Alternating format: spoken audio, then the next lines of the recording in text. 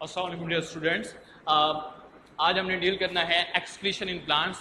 इसका initially part मैंने पहले भी डिस्कस किया था लास्ट लेक्चर के अंदर कि जो प्लांट्स होते हैं इनके अंदर जो एक्सक्रीटरी प्रोडक्ट्स होते हैं वो कौन कौन से होते हैं। हमने एक्सक्रीटरी प्रोडक्ट्स को वहाँ भी देखा था, या हम डायग्राम की मदद से देखते हैं कि प्लांट्स में एक्सक्रीटरी प्रोडक्ट कौन से होते हैं। फॉर एग्जाम्पल मैंने एक सेल लिया है और मैं इस सेल का नाम रख रहा हूँ मीजोफिल सेल। और मीजोफिल सेल जो होते हैं ना, याद रखें इनमें जो है वो क्लोरोप्लास्ट होता है, क्लोरोप्लास्ट। और इसी के साथ साथ इनमें हमारे पास माइटोकॉन्ड्रिया भी मौजूद होता है। ठीक है, अब क्लोरोप्लास्ट इसलिए होता है ताकि ये फोटोसिंथेसिस कर सके, और माइटोकॉन्ड्रिया इसलिए होता है कि ताकि ये अपनी एनर्जी बना सके, एटीपी हासिल कर सके, क्योंकि इसको power house of the cell कहते हैं।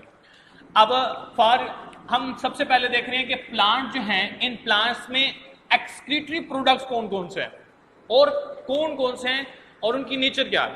तो याद रखें, जब प्लांट फोटोसिंथेसिस करता है, सनलाइट आती है, फोटोसिंथेसिस जब करता है, फोटोसिंथेसिस के रिजल्ट में क्या चीजें बनती हैं हमारे पास, यानी कार्बन डाइऑक्साइड और वाटर यूज होता है, और ये प्रोड्यूस क्या करते हैं, प्रोड्यूस करते हैं ऑक्सीजन और plus glucose in the presence of chlorophyll and with utilisation of sunlight. अब देखें, फोटोसिंथेसिस के प्रोसेस में हमारे पास ऑक्सीजन वेस्ट मटेरियल के तौर पर सामने आ रही है, एक्सक्रीटरी प्रोडक्ट के तौर पर सामने आ रही है। जबकि माइटोकॉन्ड्रिया में देखें तो माइटोकॉन्ड्रिया में ग्लूकोज यूज होता है, यानी पायरुविक एसिड अंदर जाते हैं, पहले उसकी जो है वो ग्लाइकोलाइसिस होती है। और दूसरा हमारे पास इनमें इंटेक जो करता है वो क्या है, ऑक्सीजन। ये यूज होते हैं और बनाते क्या है, ये बनाते हैं वाटर और कार्बन डाइऑक्साइड। तो इसका मतलब कार्बन डाइऑक्साइड रिस्पिरेशन में और ऑक्सीजन फोटोसिंथेसिस का एक्सक्रीटरी प्रोडक्ट है। इसके अलावा जो ग्लूकोज प्रोड्यूस होता है फोटोसिंथेसिस में, ये आगे बहुत सारे ऑर्गेनिक कंपाउंड्स बनाने में यूज होता है, और इसके अलावा प्लांट्स में बहुत सारे इनऑर्गेनिक मटेरियल या इनऑर्गेनिक सब्सटेंसेस भी होते हैं जिनको रिमूव करना पड़ता है। पॉइंट समझ आ रहा है। अब ये इसके बाद से जो ऑक्सीजन है ये फोटोसिंथेसिस का एक्सक्रीटरी प्रोडक्ट है, जो कार्बन डाइऑक्साइड है ये रिस्पायरेशन का एक्सक्रीटरी प्रोडक्ट है। इस तरह से अगर हम बात करें, ऑर्गेनिक और इनऑर्गेनिक मटेरियल भी प्लांट के अंदर एज ए एक्सक्रीटरी प्रोडक्ट के तौर पर मौजूद होते हैं। अब हमारे पास है कि इन एक्सक्रीटरी प्रोडक्ट को कैसे रिमूव किया जाए। तो प्लांट्स में जो आपकी बुक के अंदर दिए गए हैं वो 4 दिए गए हैं। कौन कौन से दिए गए हैं, वो 4 ये हैं कि जो प्लांट्स हैं उनमें 4, सबसे पहला हमारे पास है वैक्यूल, दूसरा हमारे पास है लीव्स, तीसरा हमारे पास है स्टेम, और पॉइंट नंबर 4 पे हमारे पास है रूट्स।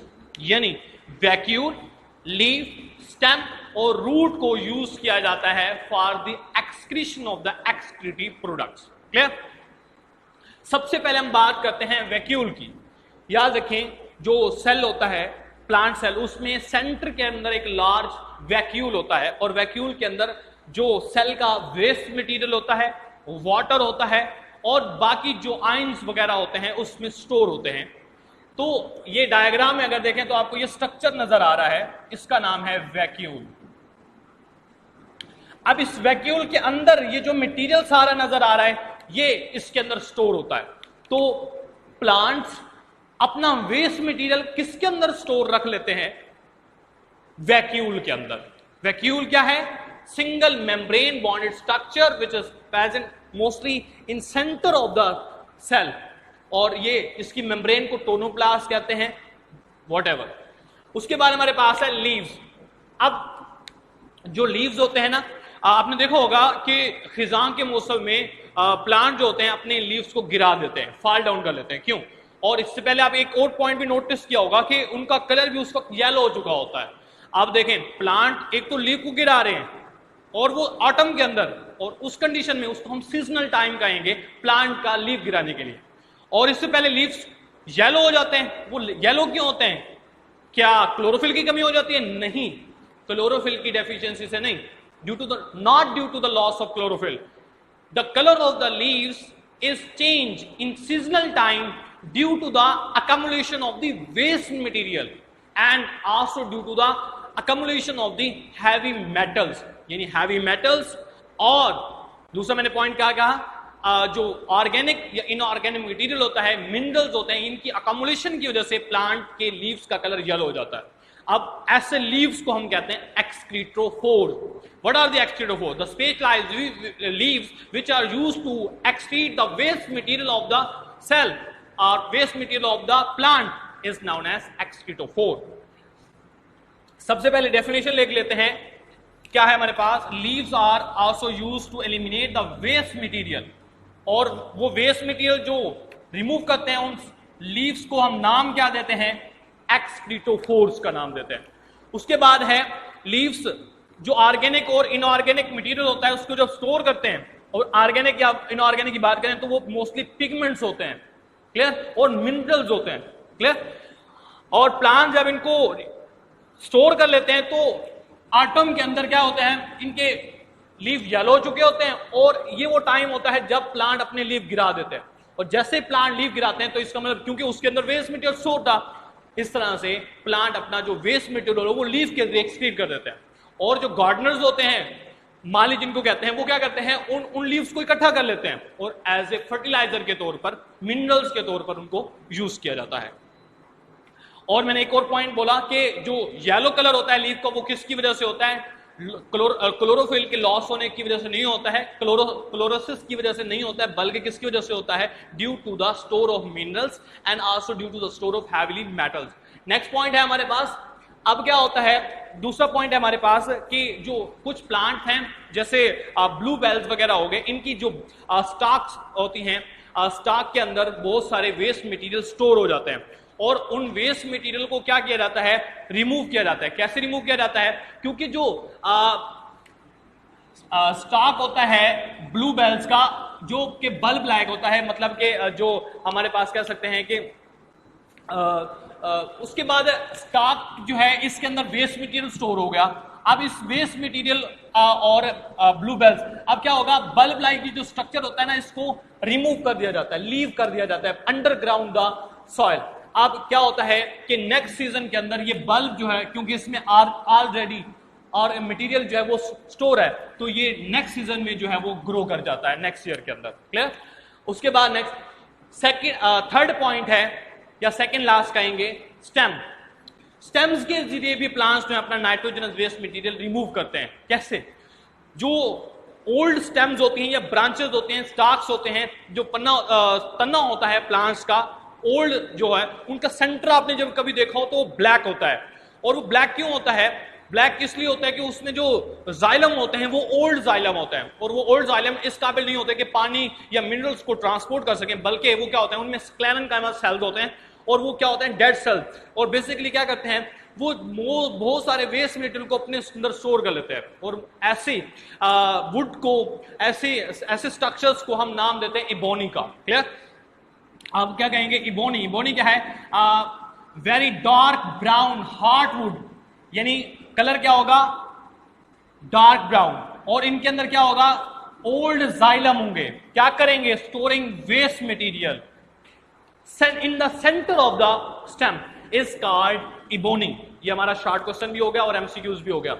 और ये हमारे पास एक डायग्राम है, आप देख सकते हैं, ये मैंने एक स्टेम को शो किया है। आपने देखा होगा स्टेम को जब भी काटते हैं तो उसके अंदर क्या गोल गोल दायरे लगे होते हैं, जिनको हम रिंग्स का नाम देते हैं। ओल्ड जाइलम अगर सेंटर में देखें तो ब्लैक होता है, और इसके अंदर वेस्ट मटेरियल जो है वो स्टोर होता है।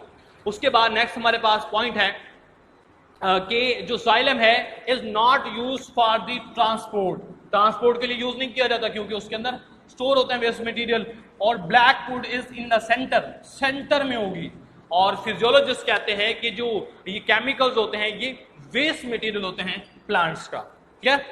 उसके बाद हमारे पास रूट्स।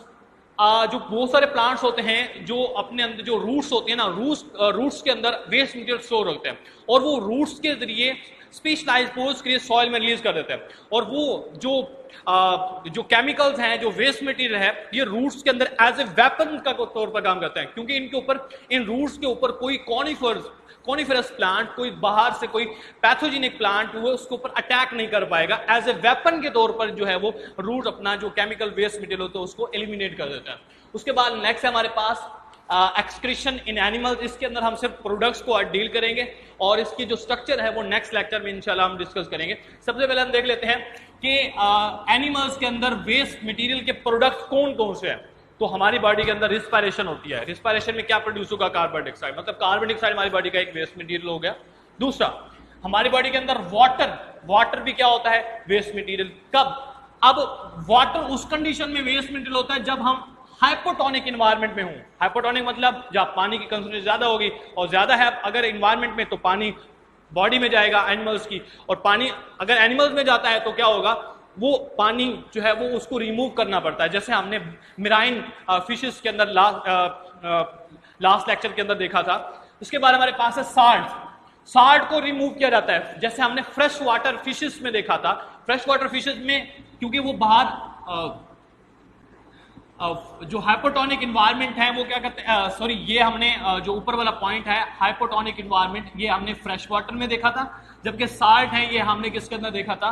ये हमने देखा था मिराइन फिशेस के अंदर, क्योंकि जो मिराइन फिशेस होती हैं वो हाइपोटोनिक एनवायरनमेंट में होती हैं, तो इसलिए वो साल्ट को एक्सटीरियर प्रोडक्ट होता है, और जो fresh water environment hypotonic environment होता है उसमें वाटर जो है वो नाइट्रोजनस वेस्ट मटेरियल प्रोडक्ट होता है। और सेकंड पॉइंट, थर्ड पॉइंट है नाइट्रोजनस वेस्ट मटेरियल।